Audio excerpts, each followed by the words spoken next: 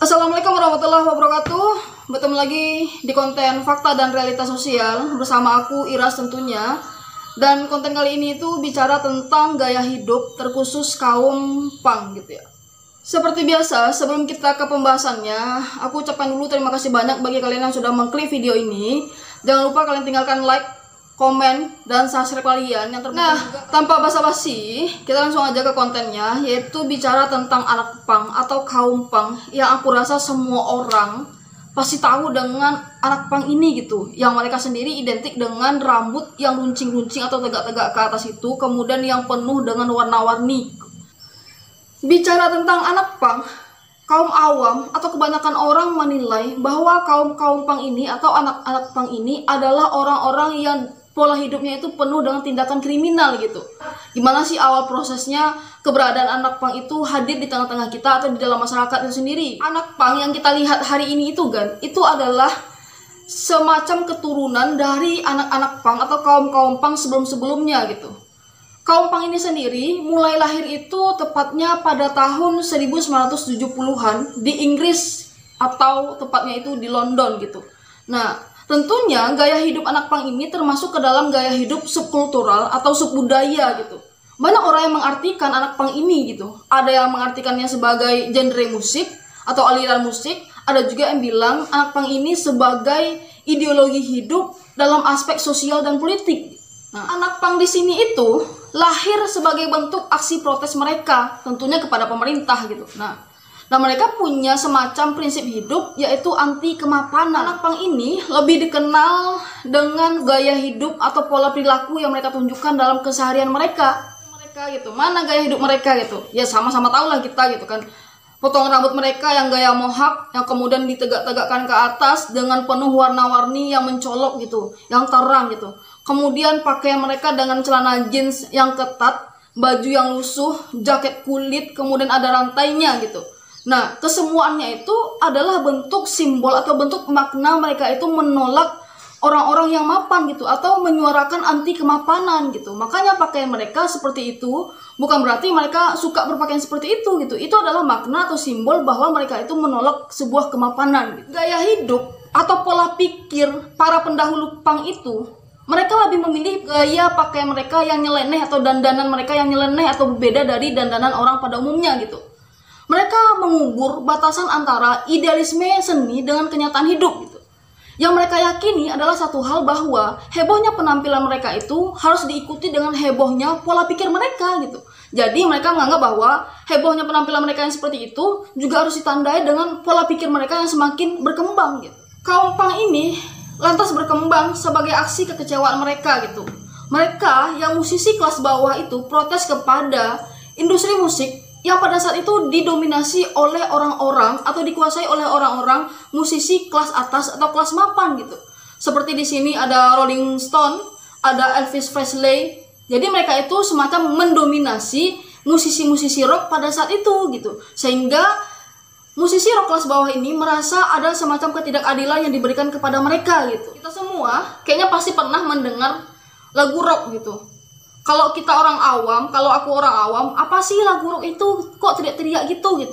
Tapi sebenarnya lagu rock itu, mereka yang dari kaum rock itu atau anak punk itu sebenarnya bukan menyanyikan dengan lagu-lagu atau nada-nada tinggi yang tidak jelas gitu, atau bukan menyanyikan lagu-lagu cinta yang menyayat hati, bukan itu gitu. Melainkan mereka mencoba menyuarakan, menceritakan rasa frustasi yang mereka miliki, kemarahan yang mereka miliki, kejenuhan yang mereka miliki terhadap kondisi dunia pada saat itu gitu. Nah, berkompromi dengan hukum jalanan, pendidikan yang rendah, pekerja keras, pengangguran di mana-mana pada saat itu gitu. Jadi mereka mencoba menyuarakan itu, menceritakan itu melalui lagu-lagu atau lirik lagu mereka gitu. Nah, jadi mereka ini, kaum punk ini punya semacam solusi untuk menyampaikan protes mereka itu melalui lagu-lagu mereka gitu. Jadi kita salah paham gitu ya bahwa jangan pikir lagu yang mereka teriakan itu hanya teriakan gak jelas itu, tetapi memiliki makna yang cukup luar biasa, punya arti yang mendalam. Jadi kan, karena mereka menyuarakan aksi protes mereka melalui lagu-lagu tadi, sehingga mereka mendapat cap negatif sebagai musik rock and roll aliran kiri gitu. Nah, Sehingga tidak ada satupun rekaman atau perusahaan rekaman yang mau sama mereka gitu. Jadi mereka tidak punya kesempatan untuk ditampilkan di televisi atau di media manapun gitu. Nah, aksi atau gerakan-gerakan yang dimunculkan oleh anak pang ini atau kaum pang itu diawali karena kemerosotan atau masalah ekonomi yang dialami oleh Amerika pada saat itu gitu. Nah, karena kemerosotan ekonomi ini mengakibatkan atau menyebabkan di Amerika pada saat itu terjadi pengangguran di mana-mana gitu, pemecatan kaum buruh di mana-mana gitu, kriminalitas yang tinggi di mana-mana gitu. Karena kemerosotan ekonomi tadi gitu, kehadiran anak pang di sini berusaha menyindir para pengusaha melalui cara mereka sendiri, melalui lagu-lagu yang mereka sampaikan gitu, lagu-lagu yang sederhana, tetapi kadang kasar gitu, dengan nada yang cepat penuh hentakan gitu.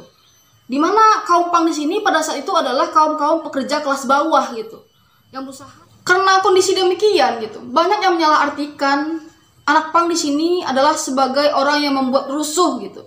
Padahal pada saat itu di Inggris lagi terjadi semacam wabah ngelem sebagai ganti dari bir gitu.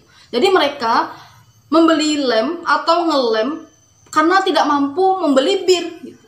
Dan pada saat yang bersamaan, citra kaum pang ini juga tercoret gitu. Banyak di antara mereka yang turun ke jalanan, hidup berkeliaran di jalanan, kemudian melakukan tindakan-tindakan kriminal juga. Jadi kan, karena kondisi ini, kaum pang itu juga bisa diartikan sebagai kaum yang memiliki atau mencoba melakukan perlawanan kepada pemerintah gitu. Nah, dengan satu keyakinan mereka, yaitu we can do it yourself gitu. Jadi mereka bisa melakukannya sendiri gitu. Nah, jadi kaum pang ini dalam melihat masalah itu mereka mencoba menyuarakannya melalui lagu-lagu yang mereka sampaikan gitu. Karena kondisi demikian juga, makanya anak pang ini identik dengan penilaian orang-orang bahwa kaum pang itu adalah kaum yang anarkis gitu. Padahal sebenarnya mereka itu hadir sebagai bentuk aksi protes mereka terhadap kondisi yang terjadi pada saat itu gitu. Menurut kaum pang sendiri, anarkis itu adalah semacam kehidupan tanpa kekangan gitu.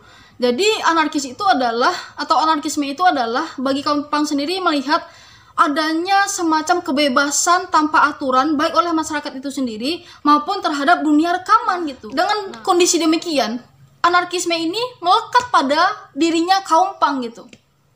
Nah, hal ini disebabkan karena mereka itu sudah merasa kehilangan kepercayaan kepada otoritas negara mereka sendiri gitu. Bukan hanya kepada negara mereka, juga kepada industri musik pada saat itu gitu. Nah, karena keterlibatan kaum pang dengan anarkisme ini, sehingga memunculkan ideologi baru yaitu anarko-punk. Dari kesemuanya itu, membuat mereka punya prinsip sendiri gitu. Karena mereka tidak diterima di rekaman atau tidak ada perusahaan rekaman yang mau menginginkan mereka gitu. Jadi mereka punya prinsip DIY gitu. Do it yourself gitu. Jadi lakukan sendiri gitu. Karena kondisi demikian, mereka membuat sebuah prinsip bahwa mereka bisa loh melakukannya sendiri gitu, tanpa bantuan yang lain nggak apa-apa gitu. Mereka usaha sendiri, coba sendiri, punya rekaman sendiri, kemudian menyuarakan lagu-lagu mereka itu sendiri gitu, tanpa perusahaan rekaman dimanapun. Itulah kisah lahirnya atau awal mula lahirnya kaum pang gitu. Nah, pastinya kaum pang ini menyebar dong kemana-mana, termasuk juga di Indonesia gitu. Dan gimana sih kaum pang di Indonesia ini gitu? Dengan modal DIY, do it yourself tadi, kaum-kaum pang di kota-kota besar itu seperti Bandung, Jakarta, Jogja, Malang, mereka mencoba merintis usaha sendiri di bidang rekaman sendiri gitu. Mereka membuat label rekaman sendiri gitu. Nah, mencoba mendistribusikan, mempromosikan ke masyarakat luas sehingga membentuk toko kecil yang disebut dengan distro gitu. Jadi, distro di sini itu bukan label orang luar, melainkan label-label yang dibuat oleh kaum pang khususnya di Indonesia gitu. Produk-produk kaum pang Indonesia itu bukan hanya sebatas kaset atau DVD atau lagu-lagu aja gitu. Mereka juga mencoba merintis usaha mereka di bidang lain gitu. Seperti ada buku atau majalah, ada aksesoris, ada baju-baju kaos gitu. Ada apa dengan distro gitu? Kenapa distro gitu? Nah, distro di sini ternyata adalah toko sebagai bentuk perlawanan yang dibuat oleh kaum pang itu. Dia melawan kaum-kaum muda atau anak-anak muda yang memiliki pola konsumtif yang mencintai merek-merek luar negeri gitu. Distro di sini adalah sebagai bentuk pertentangan atau melawan orang-orang yang memiliki pola konsumtif yang mencintai produk-produk luar gitu. Jadi, gimana kan? Udah tahu ya latar belakang atau sejarah munculnya kaum pang ini gitu. Walaupun sebagian orang atau kaum awam menilai kaum pang ini adalah kaum-kaum yang penuh dengan tindakan kriminal. Tetapi sekali lagi aku bilang, tentu ada faktor atau yang melatar belakangi kaum ini muncul gitu. Jadi semoga kita tidak menjadi orang-orang yang memiliki penilaian negatif terhadap adanya kaum yang seperti ini gitu. Nah, sekian dulu kan tentang cerita atau gaya hidup kaum punk gitu. Aku akhiri dengan assalamualaikum warahmatullahi wabarakatuh. Sampai jumpa lagi di konten berikutnya. Dan jangan lupa kalian tinggalkan like, komen kalian, dan subscribe video ini biar video ini bisa berkembang ke depannya. Sampai jumpa.